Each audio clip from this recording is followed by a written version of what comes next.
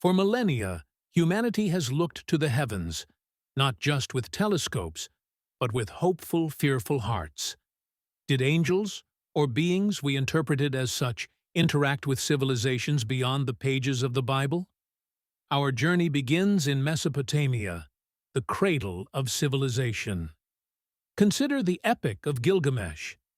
While not explicitly about angels, the story features divine interventions, beings of immense power and knowledge who shape human destiny. Could these figures be analogous to angelic messengers in other cultures? Moving westward, we find Egypt, a land steeped in myth and magic. The ancient Egyptians believed in a pantheon of gods, intermediaries between the divine and mortal realms. Thoth, the god of wisdom and writing, served as a messenger, much like the angel Gabriel in Abrahamic traditions. The Book of the Dead describes journeys through the underworld, encounters with celestial beings, and trials to determine the worthiness of the soul. Were these encounters merely symbolic, or did they reflect genuine interactions with entities beyond our comprehension?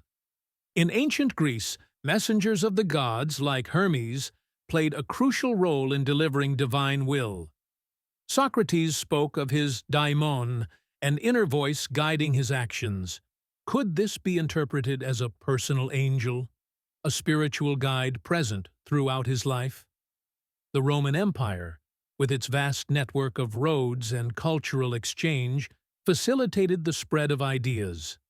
As Christianity emerged, its concept of angels encountered and sometimes syncretized with existing beliefs about deities and spirits. The Roman genius, a guiding spirit attached to a person or place, found parallels in guardian angels. Turning eastward, ancient India offers a rich tapestry of spiritual traditions. Hinduism features devas and devis, celestial beings who interact with humans. The concept of Ishtadeva, a chosen deity, mirrors the personal relationship some seek with angels. Buddhism speaks of bodhisattvas, enlightened beings who postpone their own nirvana to help others. Are these compassionate figures another manifestation of angelic intervention, a guiding hand in the karmic cycle? In ancient China, the mandate of heaven dictated the legitimacy of rulers. Divine omens and celestial signs were interpreted as messages from the heavens. Ancestor veneration, a key aspect of Chinese spirituality, involved seeking guidance from deceased relatives, blurring the line between earthly and spiritual realms. Taoism emphasizes harmony with the Tao, the underlying principle of the universe. Immortals, beings who have transcended mortality through spiritual practice, are often depicted as intervening in human affairs, offering wisdom and assistance. Across the ocean, in pre-Columbian America, civilizations like the Maya and Aztec believed in a complex cosmology of gods and spirits. Quetzalcoatl, the feathered serpent deity, brought knowledge and civilization to humanity. Could such figures be considered angelic in their function? The Aztec believed that the gods sacrificed themselves to create humanity. In return, they demanded offerings, a form of communication and reciprocity between the divine and mortal realms. Were these sacrifices simply acts of worship, or did they tap into a deeper connection with otherworldly beings? Returning to the biblical narrative, we see angels as messengers of God, warriors, and protectors. From Gabriel's annunciation to Mary to the angel who freed Peter from prison, angels played a pivotal role in salvation history. Early Christians saw themselves as part of a cosmic battle between good and evil, with angels fighting alongside them against demonic forces.